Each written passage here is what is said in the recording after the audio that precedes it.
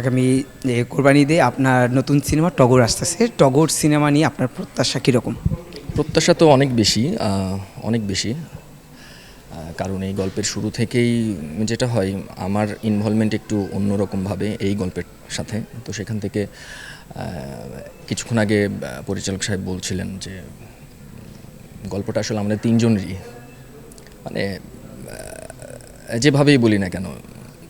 তো এই গল্পের একদম শুরু থেকে আমাদের সবারই ইনভলভমেন্ট, তো প্রত্যাশা অনেক বেশি।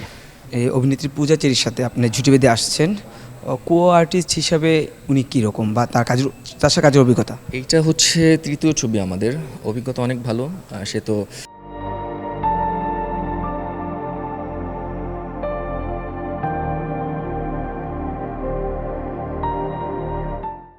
অনেক বড় মাপের একজন আর্টিস্ট, অনেক ভালো অভিজ্ঞতা।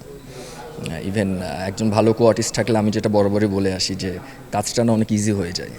তো ভালো সব কিছু। প্রথম সারির অভিনেত্রীদের সাথে কাজ করছেন, মাহিয়া মাহি, শবনম বুবলি, পূজা চেরি। এই সহশিল্পীদের জন্য কি আপনার জার্নিটা আরও বেশি সহজ? অনেক সহজ হয়ে গেছে।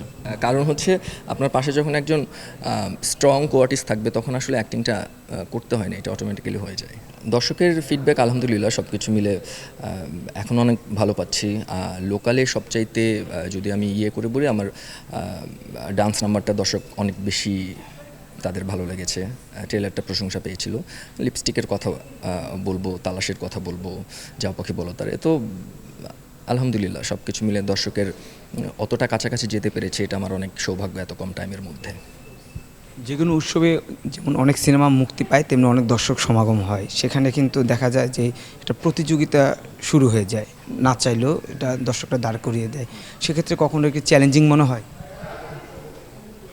না, কাজের সাথে যদি অনেস্টি করা যায়, ক্যারেক্টারের সাথে যদি জাস্টিস করা যায়, তাহলে এটা ব্যাপার না, কোনো চাপ মনে হয় না। দর্শকদের উদ্দেশ্যে বলবো, আগামী ঈদুল আজহায় টগর আসছে, আপনারা সবাই দেখবেন ছবিটা।